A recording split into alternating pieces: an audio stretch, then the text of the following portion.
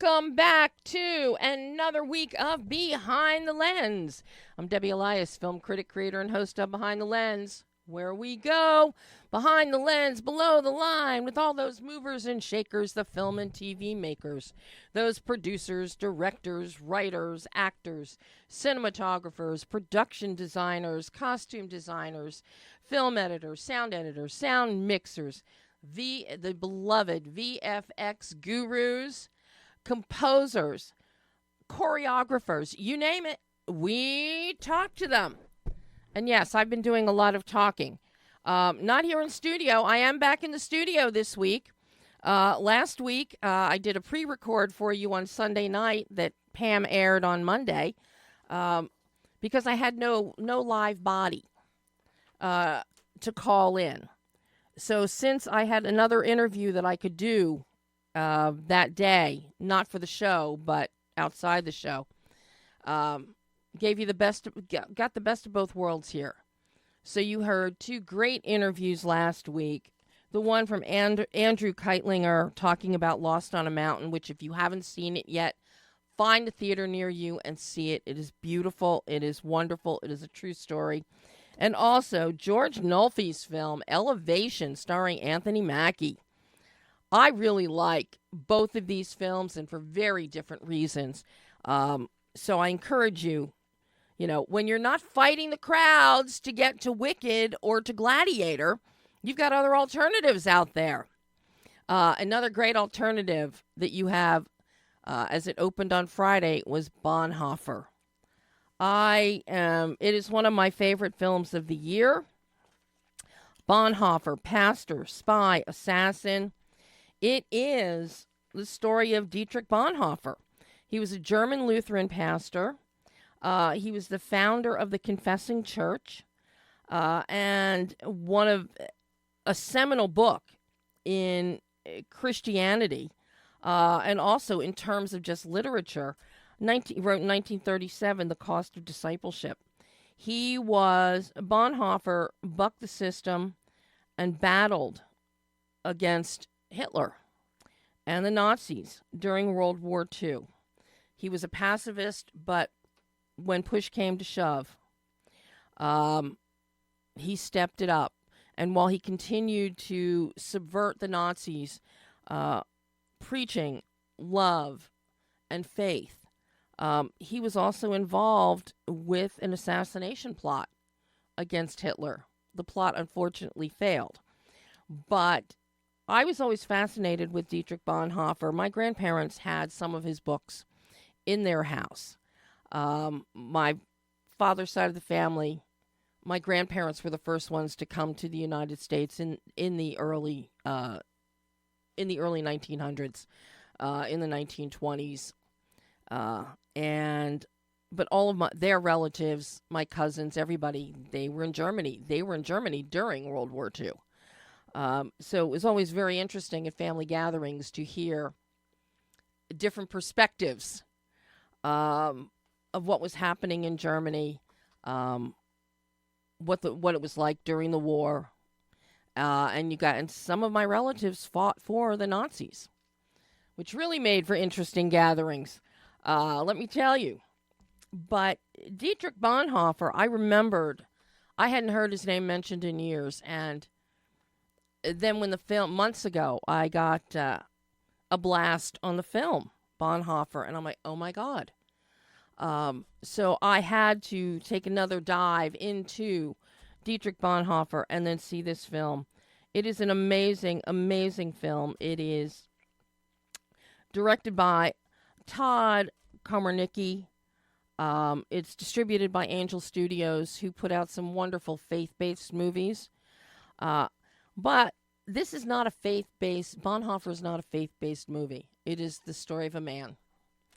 And very keenly, it's structured so well so that a lot of the extraneous elements of Bonhoeffer's life are omitted.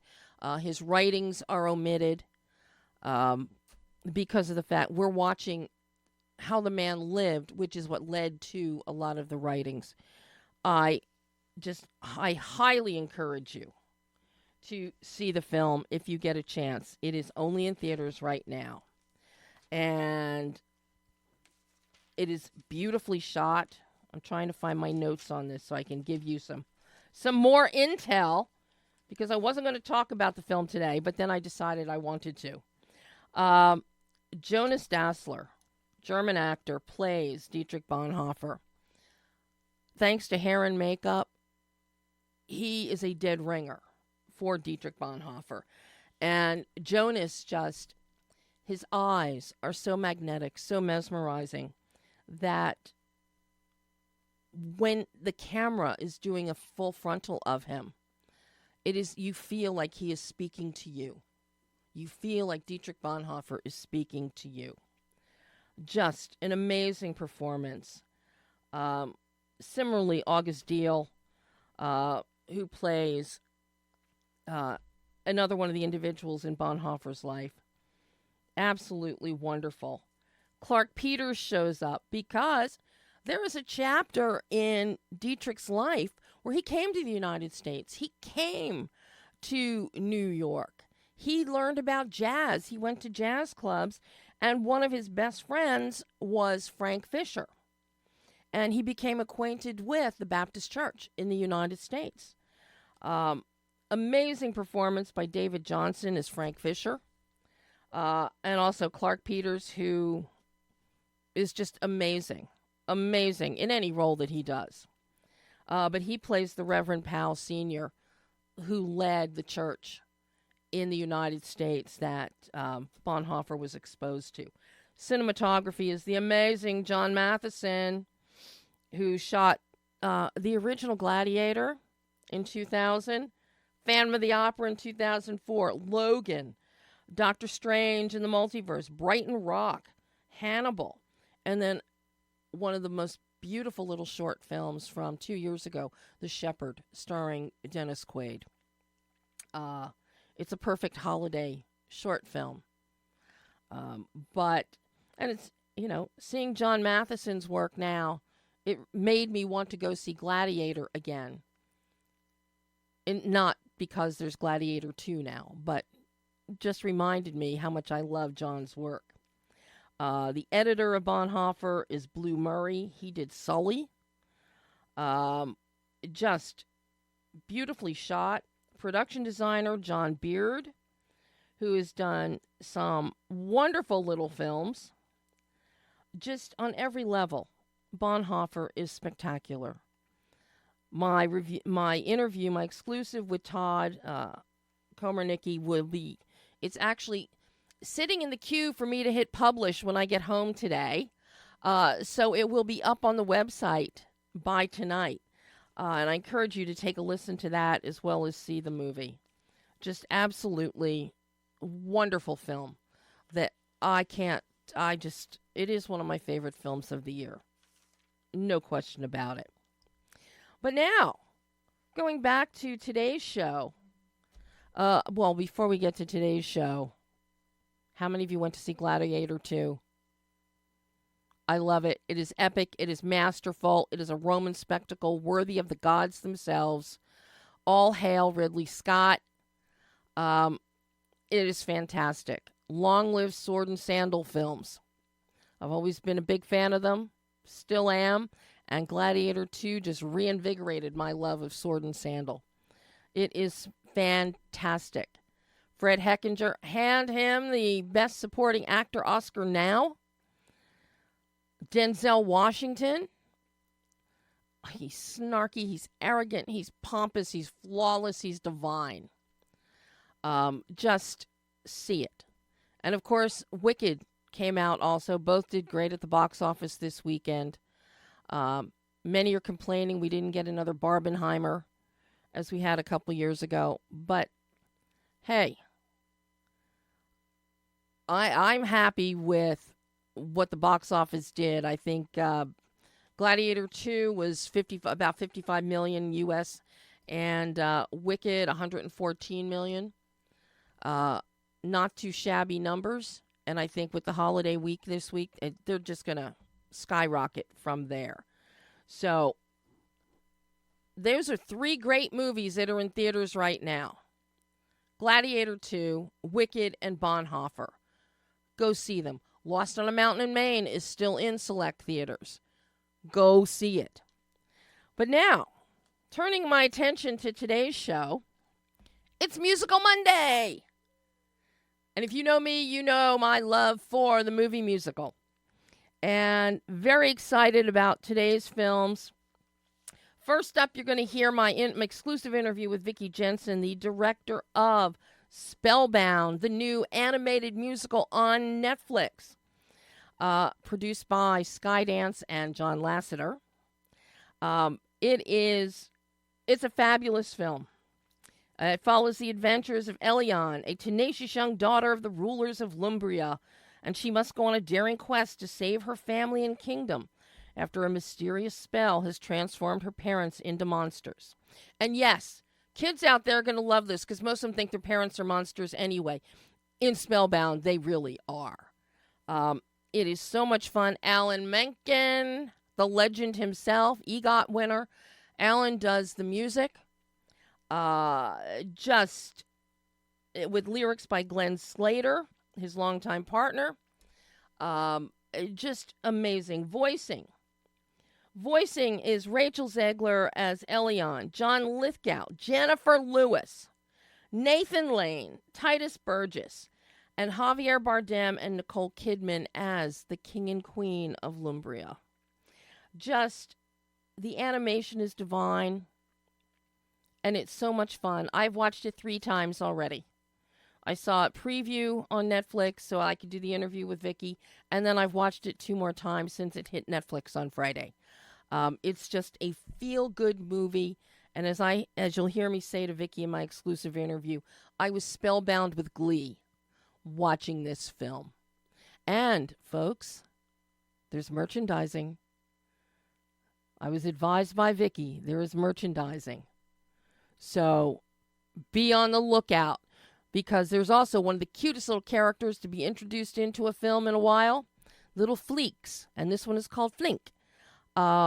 So your kids are going to want it. I want it. So I'm going to go hunting for myself today to find the merchandising and buy some for me. But fabulous film. My interview with Vicky it's short, but a lot of information we packed in there. And then you're going to want to stay tuned after listening to my exclusive interview with VICKY JENSON, because then we have, joining us live, Khemuni Norodom. He is a prince of the Cambodian royal family. Yes, indeed. He is a musician. He is an actor. He is multi-talented. He has an amazing singing voice. And he is one of the stars of the new Prime Video film musical, 1660 Vine. And it's a joy. The songs are great. The performances. Think of Rent, Broadway's Rent, but think of it for social media influencers all in the same hotel in Hollywood. And that pretty much summarizes it. But it's so much fun. So I can't wait to talk to Muni when he joins us. But first, without any further ado, take a listen to my exclusive interview with VICKY JENSON, director of Spellbound. Hi, Vicky. Hi. Well, I can't tell you how excited I am to speak with you about Spellbound. Dare I even say I was spellbound with glee watching this film. Wow, that's fantastic to hear.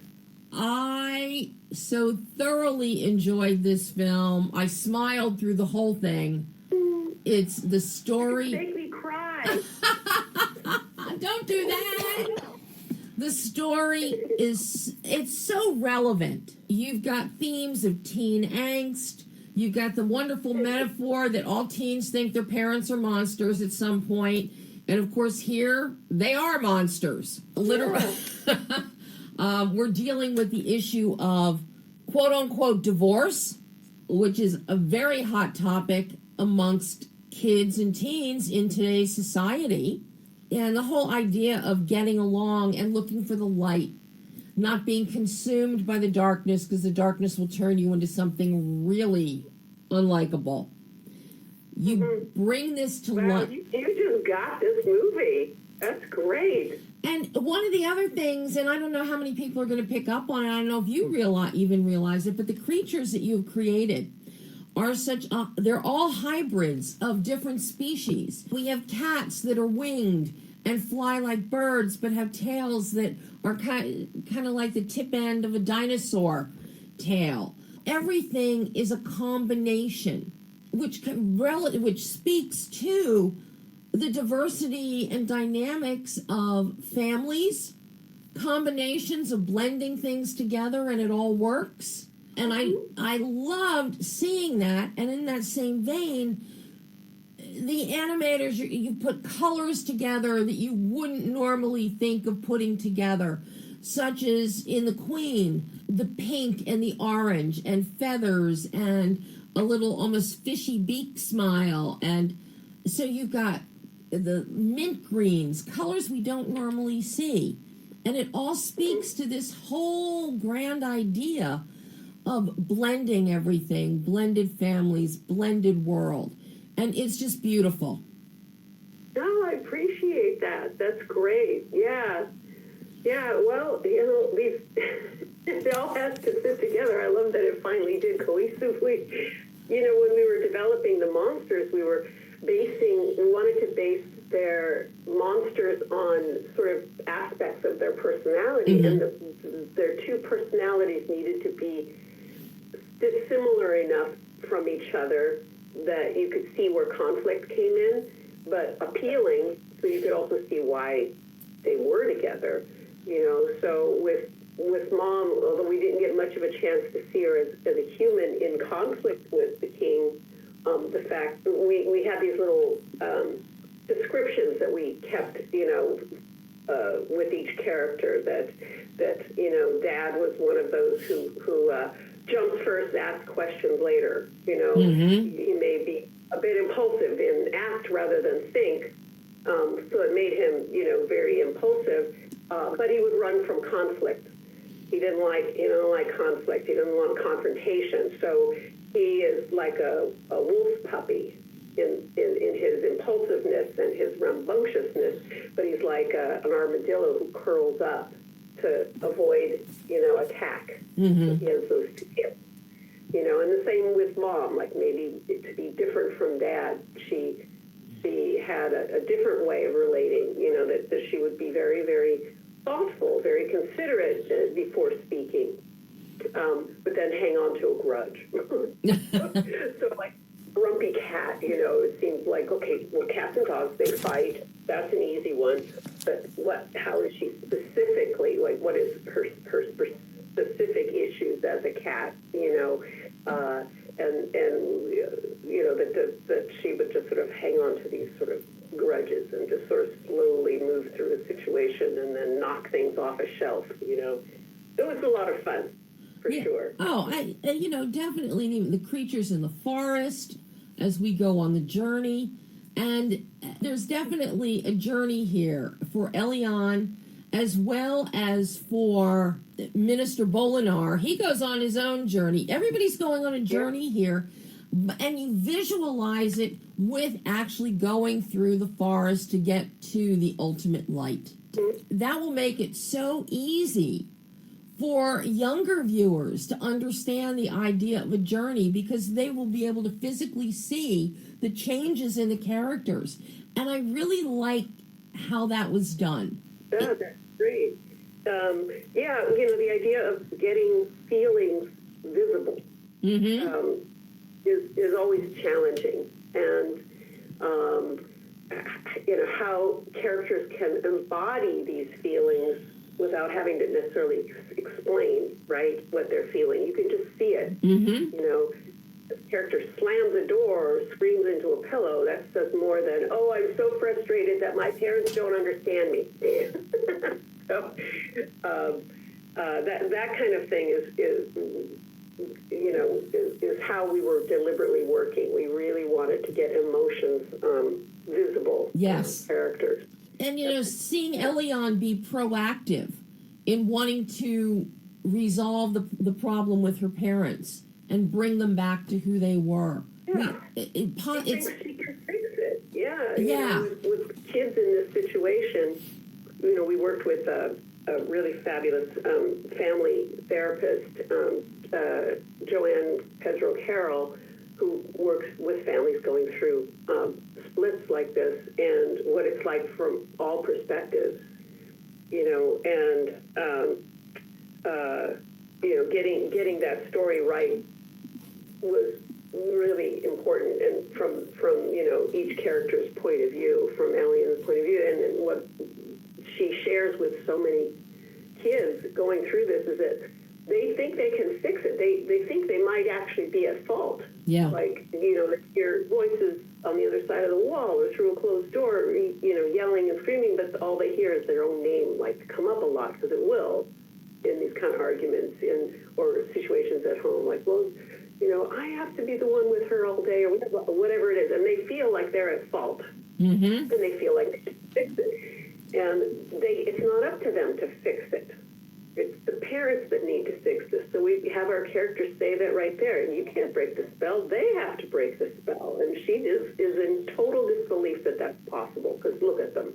Look at them, How can they possibly do that? And it's very tricky for a story that has a lead character that you expect to go and fix stuff, to go save the world, save the parents, to break spell. But it's not up to her to do that. It's up to them. And also, you've got great stuff in here, a great lesson for kids about trying new things and eating things they might not want to eat. So go eat your broccoli and your vegetables and your slugs. All these little things.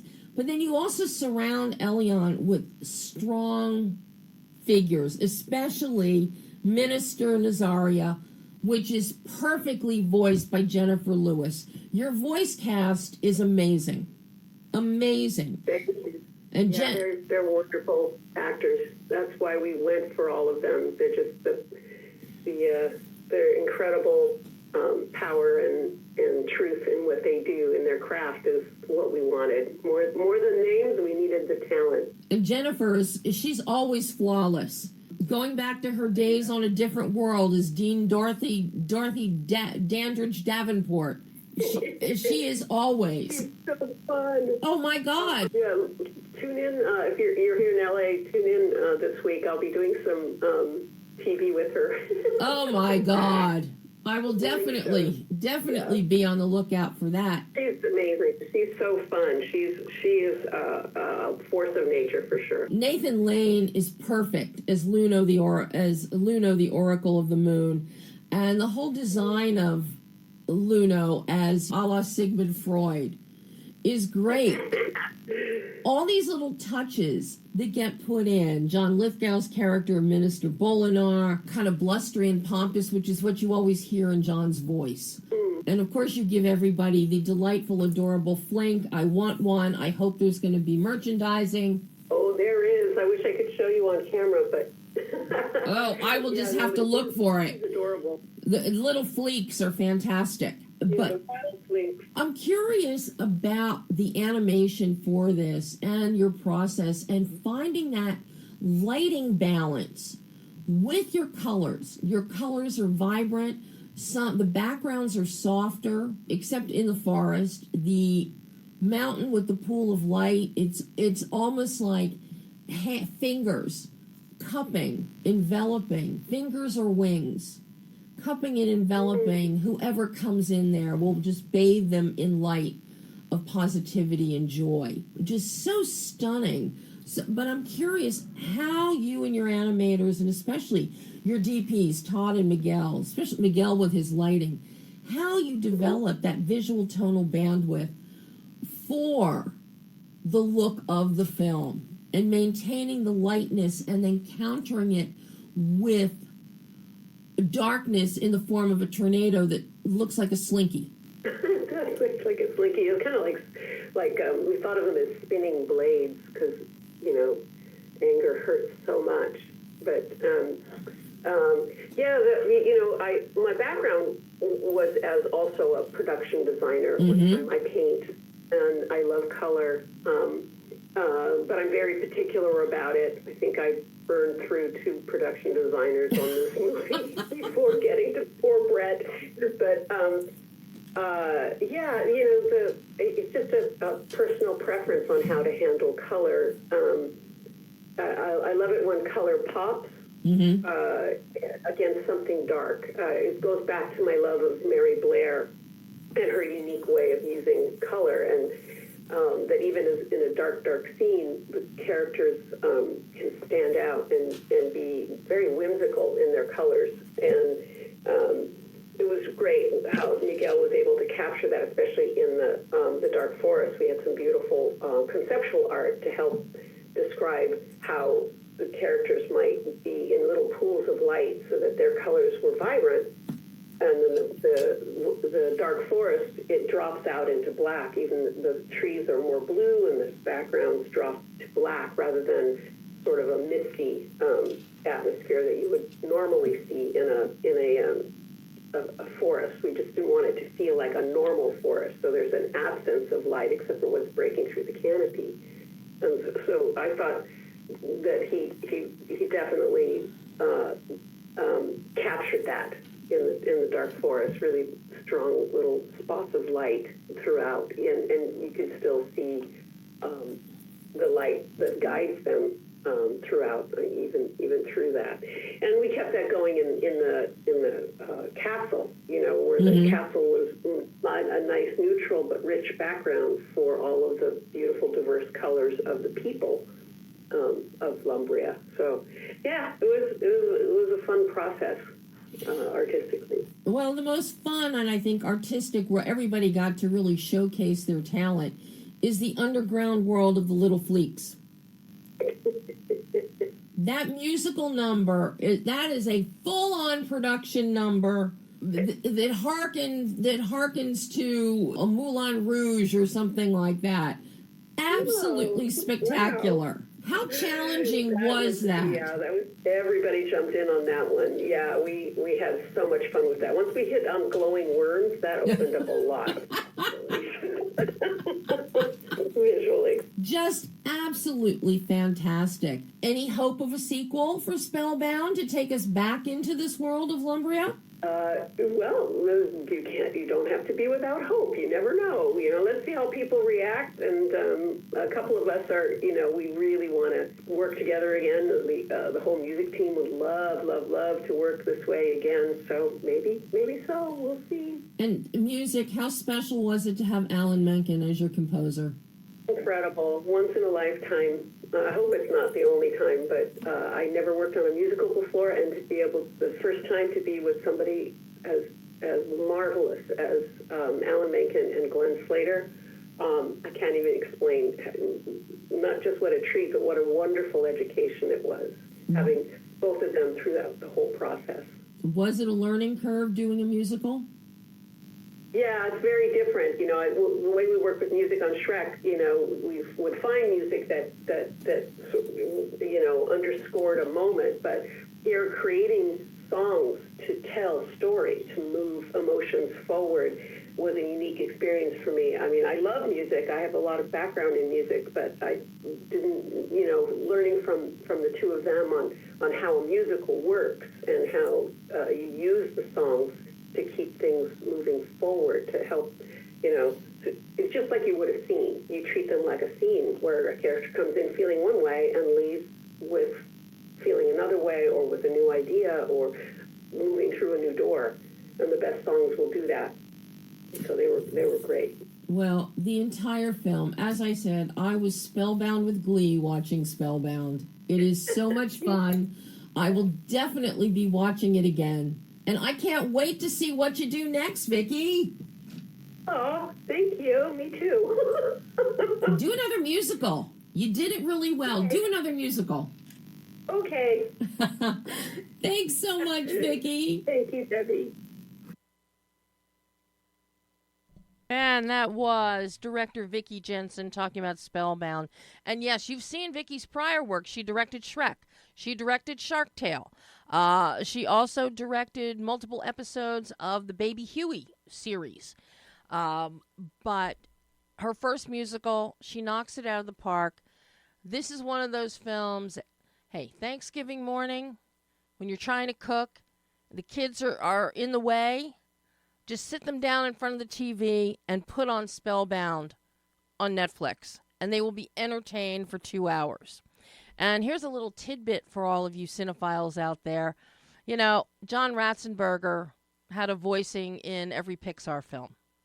Well, once John Lasseter left Pixar and joined Skydance, formed Skydance, the past couple films, Ratzenberger has had small voice cameos in those films.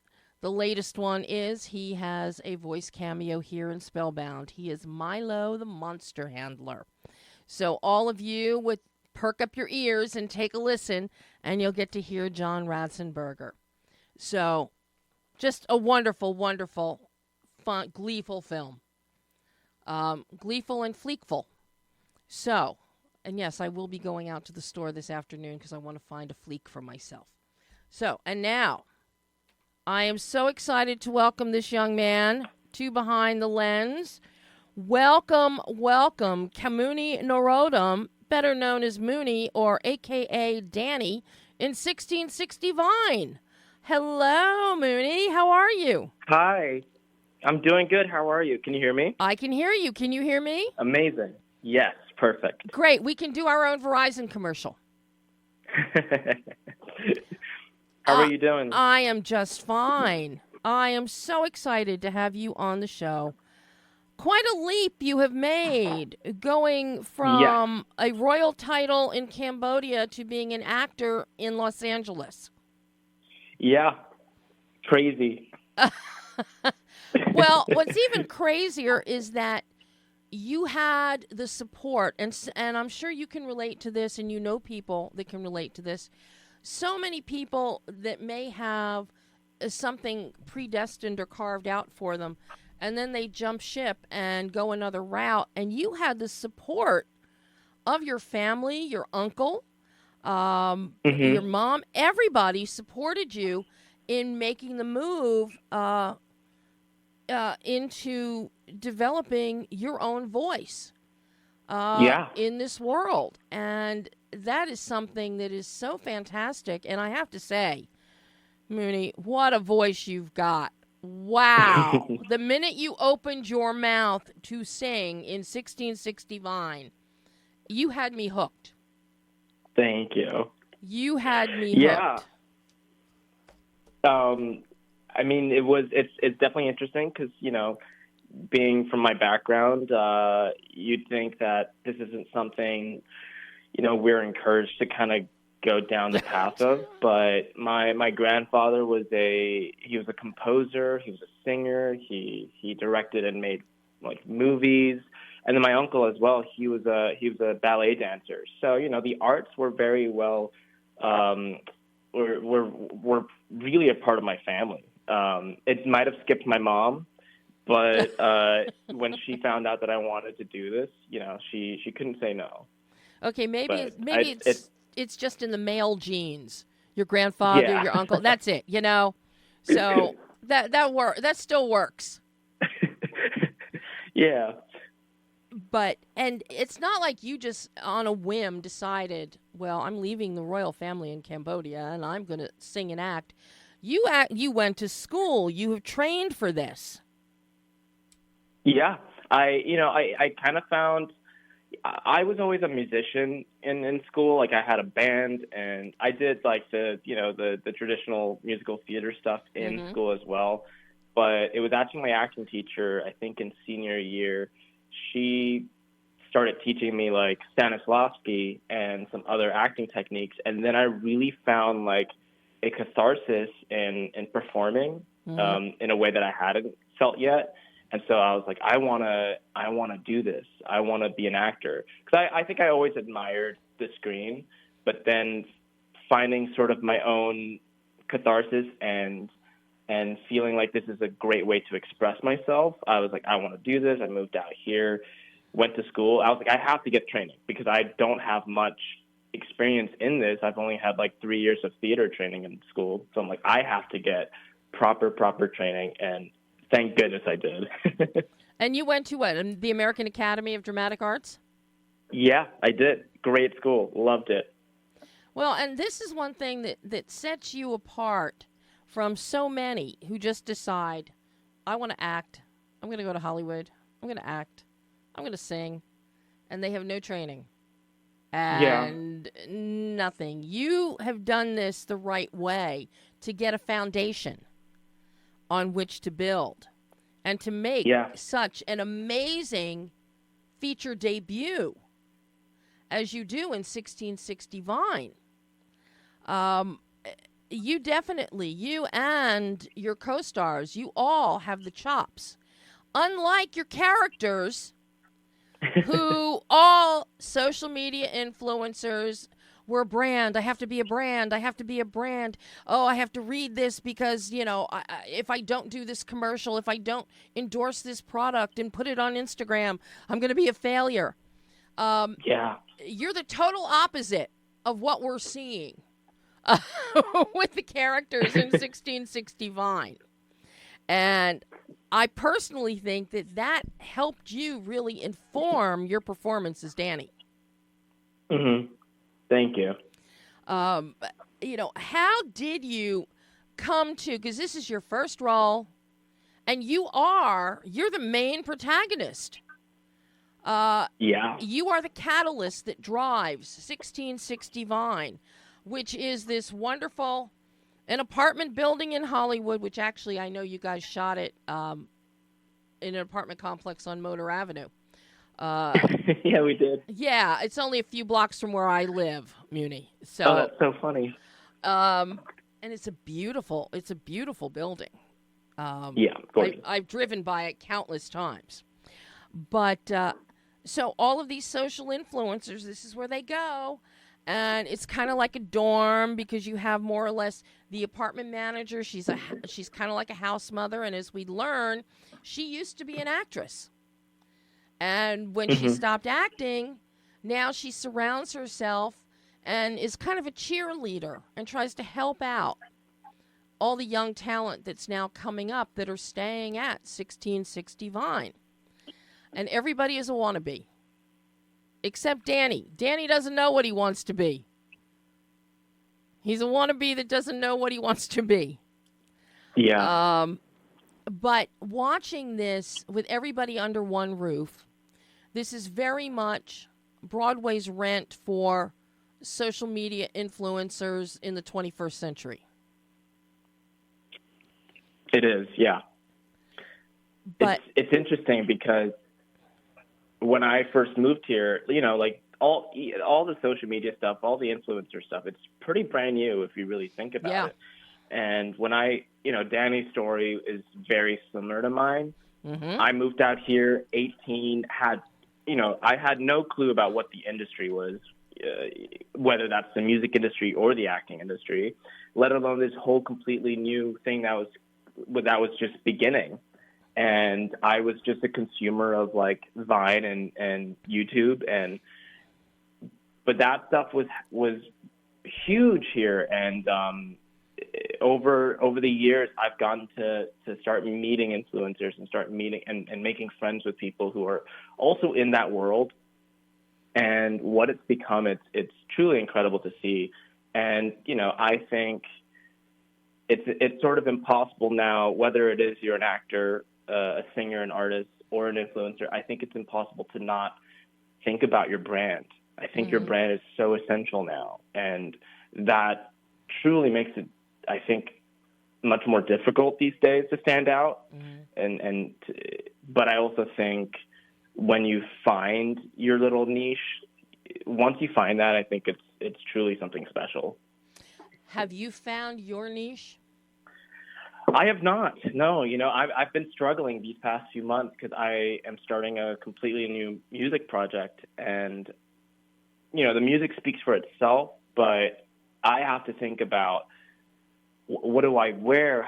What do these videos I make for TikTok or Instagram, like what do these videos look like? How do I make sure that it fits the integrity of my music, but also how do I get views?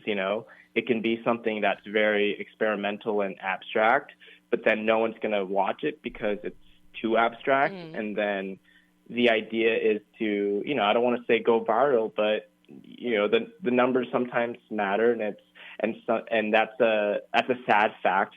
That's a sad thing to admit sometimes, but it's a weird balancing act. How do I stick to my integrity, but also make sure that it's digestible for the mass? Mm-hmm.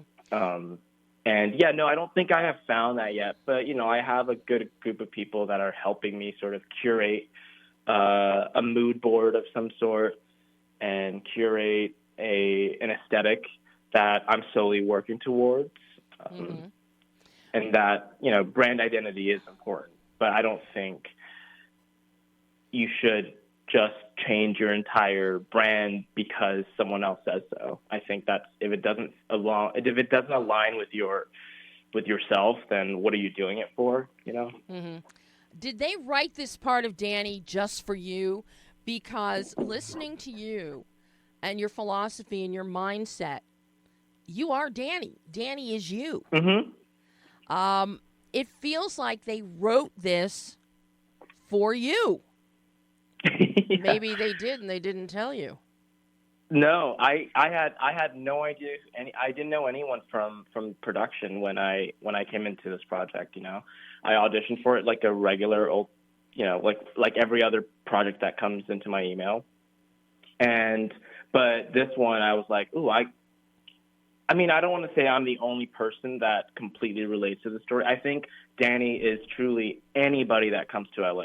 I think all of those characters that were in 1665, I think they were Danny at some point. But he was the first person to go, I want to challenge the system. I want to challenge what it is that everyone is doing. And I think there's always going to be one person that does that. And so, everyone that comes to LA, anyone that is doing the acting thing or whatever, experiences what Danny experiences. And but truly, when I read the script, I go, this is just me.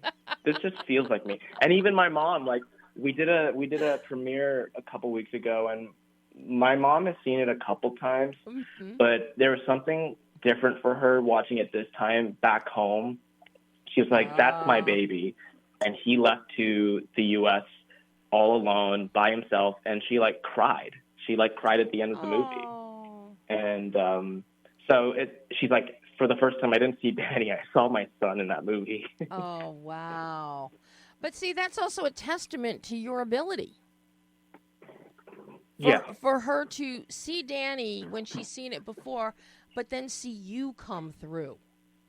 Because it's great when somebody can disappear into a character, but it's even better, I think, when you can disappear into a character, but then still parts of you shine through. Because you are what makes the character sing. No pun intended. Thank you. So how did the entire family react at the screening in Cambodia? They all loved it. My dad has seen it 20 times, and so this wasn't. He was like, but he loved it every time. Most of my family were there, and they truly enjoyed it. I think the movie does really well in Cambodia. My mom held a private event for I think 370 students, and sponsored an event for them to be able to go see. And the reception for that was also amazing. I think the questioning of being an influencer, challenging those ideals, I think that's a brand new concept there. Mm-hmm. And then, so I think, not to say that it's overplayed here by any means, but I think it really does well over there right now. Mm-hmm. And, it's also song and dance, and it's visually very stimulating. The music never ends, so I can see it doing very well there. Everyone's loving it there for sure. I've been getting messages that people love it. So. And the fact that their prince is in it doesn't hurt.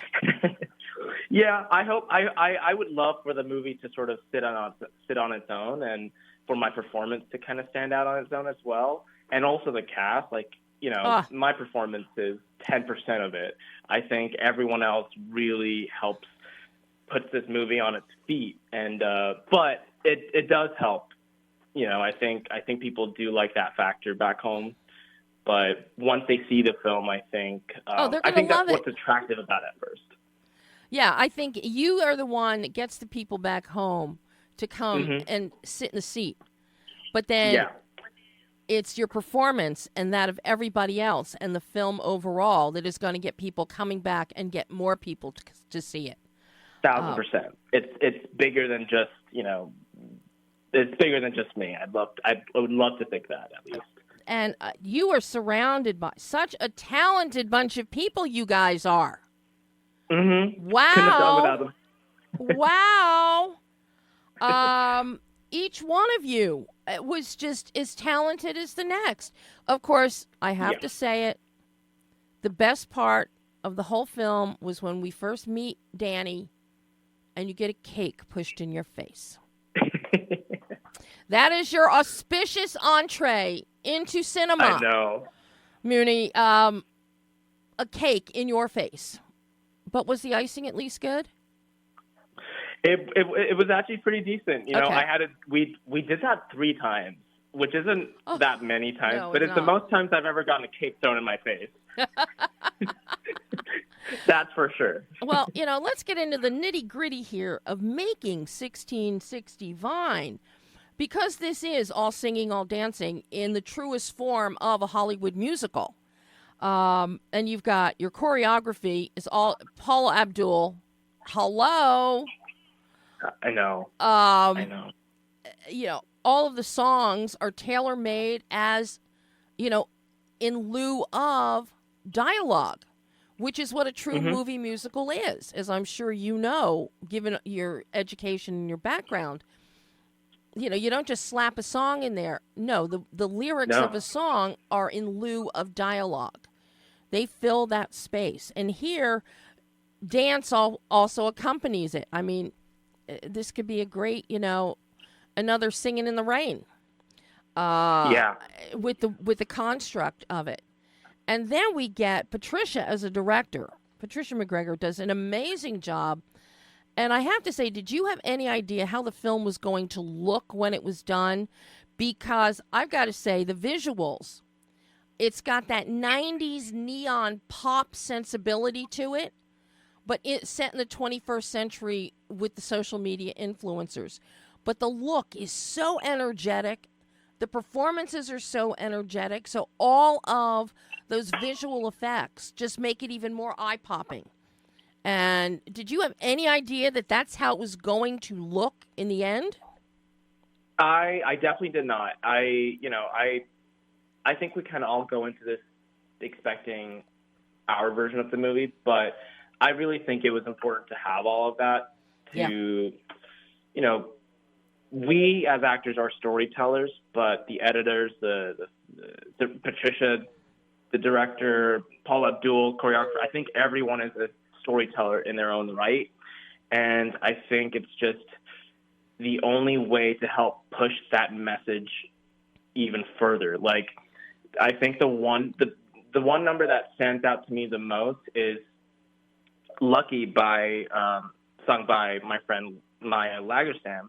And what an incredible number. But it's, during her number, you're seeing in real time, photoshopping and her face and her body being manipulated digitally. And I think there's something very eerie about seeing that happen. Mm-hmm.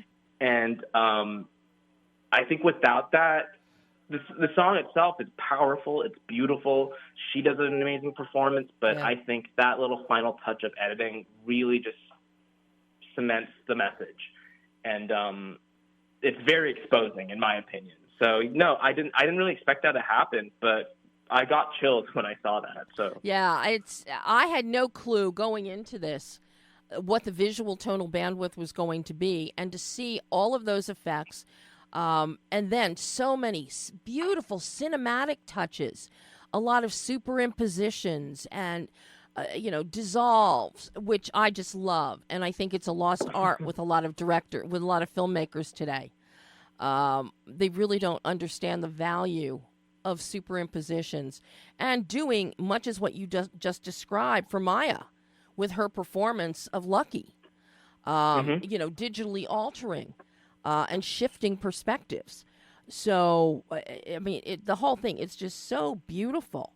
Now, how long were you guys shooting? And how did you go about shooting all of these musical numbers? It was crazy. We, I think in terms of actual production, we all respectively recorded our own solos at a studio. So I sung mine here. The others in the East Coast, they sung it in a studio there. And we all did it, it was still during COVID. So we had Zoom and we were recording over Zoom and everything. And then for actual production, we came in 1 week for just more studio time to sing all the big cast numbers and record all together. And then the following week, we shot for 2 weeks straight. Just 2 weeks. It was 12-hour days, sometimes even more. And we would have like 3 setups going off at the same time, like 3 different scenes shooting all over the place. And the fact that they were even able to schedule that is incredible. My brain would break looking at that schedule. I just needed to know where I had to be each day, but knowing there's 2 other things going on at the same time. And sometimes we were shooting. There's one day we were also shooting at 3 different locations, and that was, we were just driving all over LA mid rush hour. How that goes. And and that screws up your time for the day when you're stuck in traffic. People forget that. Everyone was game. Everyone pulled their weight. Some more than they needed to. Our incredible DP Tyler Milliron, he was working into the night, into the AMs. We added an extra day of production, I think, at the very end to shoot my first number. Because we actually, truth be told, we did run out of time, but everyone was like, well, we have to do this. And that was actually an incredible day, that last day, because it was the first day I truly felt we were going at a good and easy pace. Not to say that the rest of production was by any means the opposite, but we truly got to just sit and create and kind of experiment for my first number.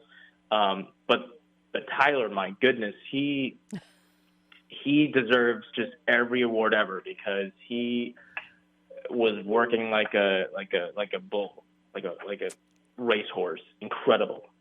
Well, the cinematography, it is beautiful, and the diversity and the multiplicity of camera angles that are used, and especially when it gets into the performances and the songs, because there are so many different musical styles happening here.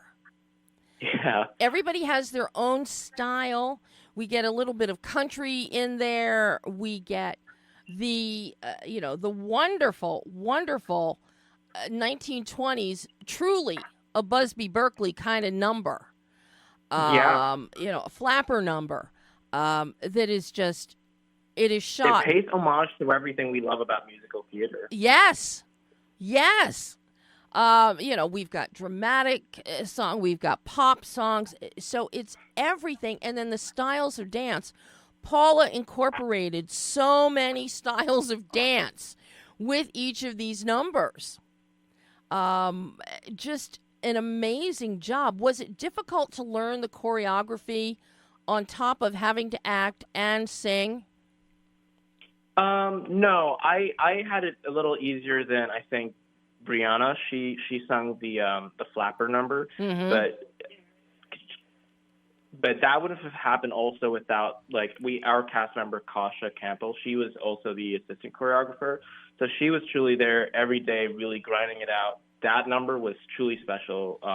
But I had it a little easier because I didn't really have to dance much. I wish I got to dance. I don't really admit it, but I do love to dance. However, having Paula on set and and watching her work with the dancers and also on Lucky, she's truly also a force. She knows what she wants. She is very straightforward with it. And, I mean, I admired her growing up, so even just being in the same room with her, I was just completely in awe. But the rest of the cast, even Malachi, he's a phenomenal dancer. He was touring with Hamilton for a minute. I think he might still be. But yeah, I think he is. We didn't write into it, or he didn't get cast for his dance. But once the team found out he's a dancer, they utilize that skill. And I think everyone came into this project with skills that the production was unaware of. And once they found out, they're like, oh, let's bring it all in. Let's try to make this as colorful as we can. So it was truly celebratory of just everyone's assets and skills. Do you know how rare that is to come in there and have the production team, the producers, the director, and realize that everybody has a bigger skill set than they realize, and then they change things to bring all of that to the table? That's a rarity, Muni. That's so you got spoiled. Your first time out, you got spoiled. We were very spoiled. We had the script changed on us from the first table read because they realized, oh wow, this cast is actually phenomenal. So there was maybe a 2-month period between the table read and when we started. So much changed because they were like, we're going to add this, add that, and just really help the actors flourish because they also thought about it. Not many teams also think about this when you're making a movie, but all the producers were like, this is great material for the cast. We can keep it the way it is, or we can truly make them shine, and then they can really excel after this. So they really took care of us, and they really thought about us, not just our careers in general, not just about the movie, which was very generous of them. That it's a rarity. So you lucked out starting out this way. It's all downhill. Yeah, I hope it's like that for the rest of my future. It's all downhill from here. It's just get that in your head. It's all downhill. Ah, no way. So if you get nice surprises after, you'll just love it. Now, did you have the chance with musicals? I know it's always very, very difficult because it is so specific with the song lyrics and the dance and the placements. But did you get a chance to ad-lib it all, or did you guys, once they made all those changes to the script and you started shooting, did you have a chance to ad-lib or just stick to the script? I'm very much, having the theater background, I'm very much of sticking to the script and sticking to every single word and punctuation. I think if there's anyone that ad-libbed, it would be Chris Olsen. He was probably, he was the villain of the story, but he was also the comedic bone. Like he truly brought so much comedy to it. Like I think he had fun with it and he kept it loose. But for the most part, we all really kept it to the script. I think just to keep it very streamlined. It is a very packed 2 hours. Yes. So we really prioritized keeping the story as compact as we could. Yeah, I mean it moves and moves and moves. There's no rest for the wicked here. There isn't. You never know when to go to the bathroom. That is always a problem. Always a problem. This is why, when you're growing up, your parents always say, go first before you get in the car. I do that every time. They're training you for life. It is a life skill that you will appreciate from your parents. Now, with this wonderful stepping stone here for you, how does your acting and now filmmaking, how does this play into your music career? Do you have time for your music? Does your music deviate from what we were hearing from you in 1660 Vine? I would like to think it does, but I don't think I can take the musical out of me. I think I come, it's funny because I'm not the most musical, like the knowledgeable when it comes to musicals. I actually don't know that much. I love if I go to Broadway, if I go to the West End, I go see a show almost every night. I adore it. However, I don't actually have the education of musical theater as most people do. However, for my own music, it lends itself more towards singer-songwriter, folkier, but sometimes even like indie alternative rock. Mm-hmm. And I would like to think that it deviates from it, but all of my friends, I think what makes my music different for them is that it is theatrical in a sense. There's this sort of grand, wide open world when they listen to my stuff. I think when we talk about brand, I can either try to fight it or accept that is part of me. Mm-hmm. And, I think last year with the strike, everything was really slow with acting. So I took it as an opportunity to like, all right, let's start putting music out. Mm-hmm. And this year, it's been nothing but music for me. And it's funny because yesterday we were filming some content, and I tell my friend Jackson Prince, who wrote the film, who wrote 60 Vines, I tell him all the time, I go, if it wasn't for this movie, I wouldn't really know what to do on camera when it comes to performing and lip syncing to my song and giving a performance.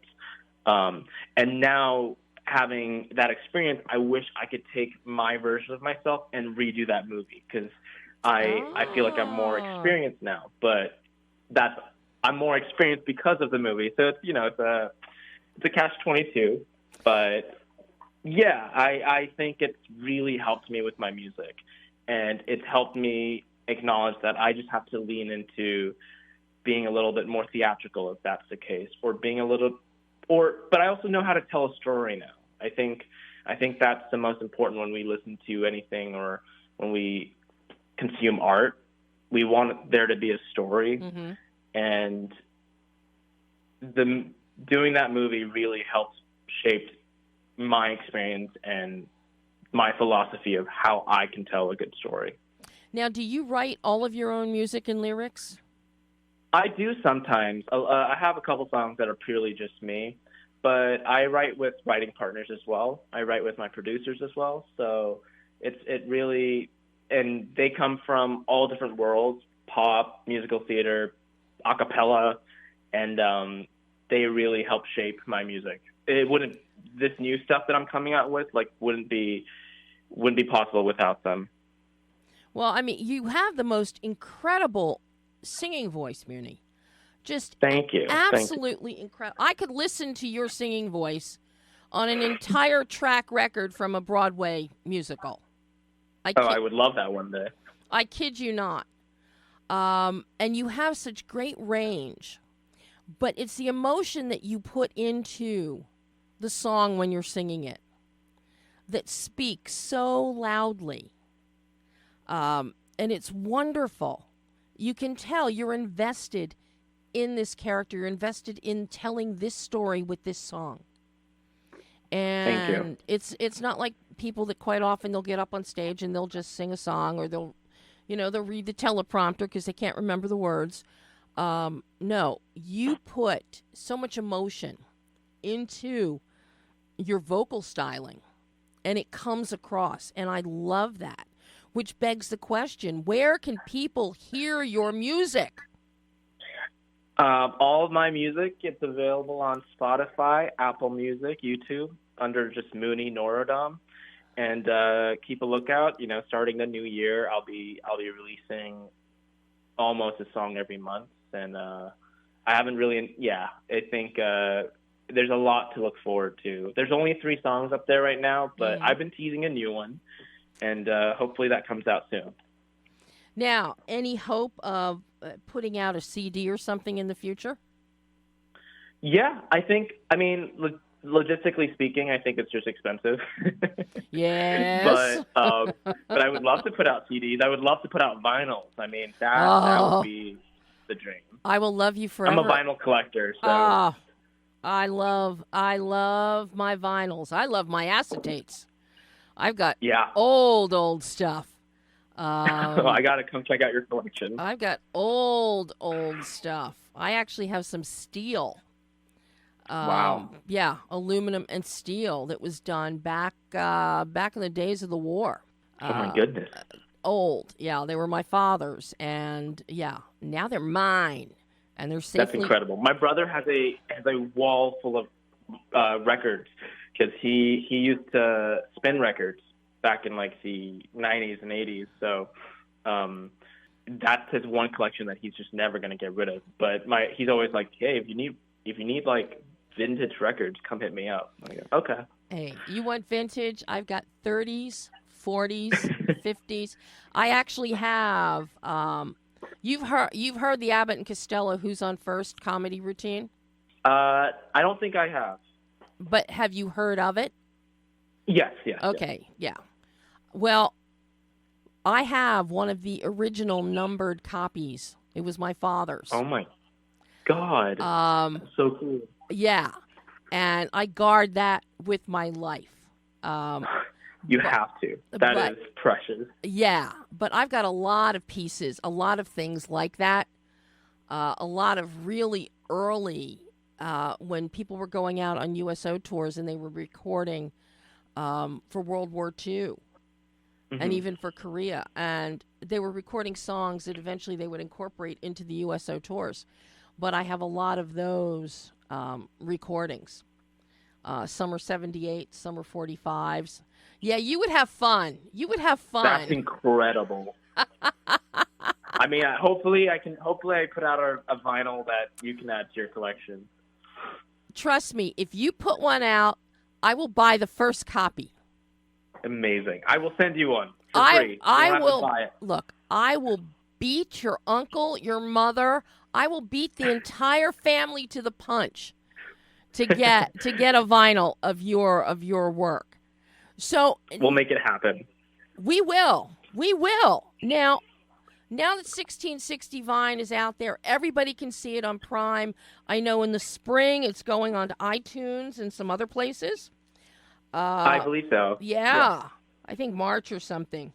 But, now, what did you, as you look back on this experience, what did you take away from the experience of making 1660 Vine? And how can you implement into your future work, be it acting, be it stage performance, be it music? I think there's two things. One comes from like the production standpoint of it takes a village to really shift the needle. I think you can do things yourself, but it's really important to have people in your corner and back you and have support. And I'm realizing that too. I thought like everything I can do in music, I can do alone. And I can, but it's really fulfilling having others involved and also just having everyone else's opinions and identity part of you, because I don't want to just stand here by myself and be on my own. I want to be an outlet for everyone else's sort of passion and vision. And I think it's important to sort of be all together. But the other thing I took away from this movie, having watched it recently, it's sort of staying in the moment and trying to appreciate every day for what it is. And as cliche as that can sound, I think it's important to just take a breath and just in times of when we're really stressed, like, hey, let's just take a step back. Where am I? What am I doing? What do I love to do? How can I sort of ground myself? I'm always needing to find ways to ground myself. And I think it's very similar to Danny. I think he's trying to find a way to ground himself throughout the whole film. And I really took that to heart recently. So, yeah, I say those two things, Well, now with the holidays upon us, speaking of grounding yourself, are you going to be going home to the family in Cambodia to stay grounded and be abused as all normal sons are? I'm looking forward to the holidays this time around. I'm getting to, I don't think it's officially announced, but I will probably be performing at a New Year's concert in Cambodia. And so this past week has been a lot trying to get everything prepped because Thanksgiving isn't a holiday back there, right? But it is here. And so I'm working with everyone's timeline here and the holidays here. Whereas over there, they can take their time with things. I'm like, no, I need to finish this right now. I need to finish that right now. And this week has been nothing but just trying to make sure I stay calm and also just stay focused and grounded. Well, but yeah. And then hopefully after the new year, you'll have auditions coming up for some more projects. Hopefully, yeah. Yeah. Pilot season, get ready to get back into it. But I have my music keeping me busy, so I'll take whatever I can get. I want to see it all from you, Muni. I want to see it all from you. I want to see more of you on screen, on the big screen, on the little screen, and I want more music from you. I want it all from you. We'll make it happen. But there's a part of me that also, with the move with 1660 Vine, it's also going to be available for licensing on MTI, I think, starting December. And so there's a part of me that also wants to take a whack at directing a production of it. I think that'd be so fun to, now having experienced it, all right, let someone else take a whack at these roles. Hey. That's possible, and this could also be done as a Broadway musical, as a stage musical. It can. Very easily can be done as a stage musical because of the structure. So you could reinvigorate your role for the stage too. We could. I would.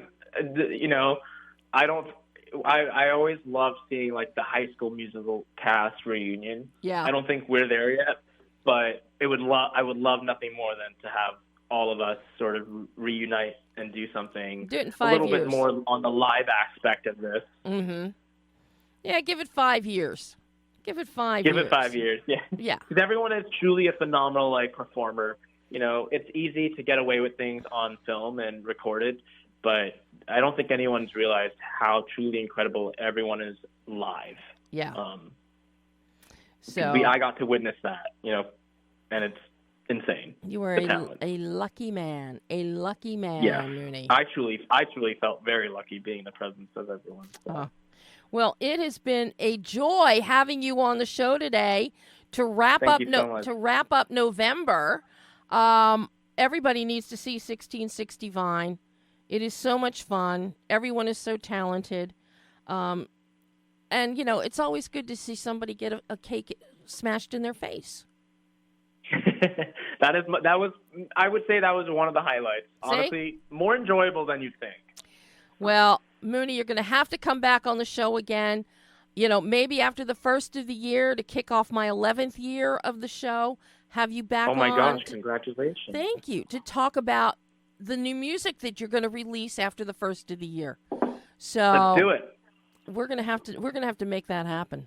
We're going to have to do that. We'll do it. I would love nothing more. Muni, thank you so much. Thank you, Debbie. You're a pure joy, and you go have a wonderful holiday season in Cambodia while you juggle Thanksgiving here in the States. Thank you, Debbie. You too. I hope you have a wonderful year and a wonderful Christmas. Thank you, and we will chat again in the new year, I am sure. We will. Thank you. Thanks, Muni. Bye-bye. Bye. And that was the beyond delightful and wonderful Prince Khemuni Norodom, known better as Muni Norodom, talking about 1660 Vine, talking about his music. It's a wonderful, wonderful musical. It is on Prime right now. See it, watch it. If you're a theater kid, if you're a theater geek, if you love musicals, you're going to love this. And you can laugh at social media influencers at the same time. So, that is all the time we have today. Next Monday is Cyber Monday. I don't think we're going to do a show next Monday. It's going to depend if I can get Simon Phillips for next Monday to talk about his Christmas movie, Silent Bite, which is a kick in the butt, and I love it. Otherwise, going to be back definitely on December the 9th. We're going to be talking about Los Freakis with Michael Schwartz and Tyler Nilsson, the gentleman behind the movie The Peanut Butter Falcon of a few years ago. And then we wrap up the year on December 16th. We close out 2024 and we close out year 10 of Behind the Lens with Frank Meyer back again, unless he's out on tour with Fear. He's now playing with 6 bands. I can't keep track of it. But anyway, for now, go to the theater, see Bonhoeffer, see Gladiator II, see Wicked, see Lost on a Mountain in Maine. Sit down in front of your TV, put the kids in front of it, watch Spellbound on Netflix, watch 1660 Vine on Prime. That's it. So until next week, or the week after, I'm Debbie Elias. This is Behind the Lens.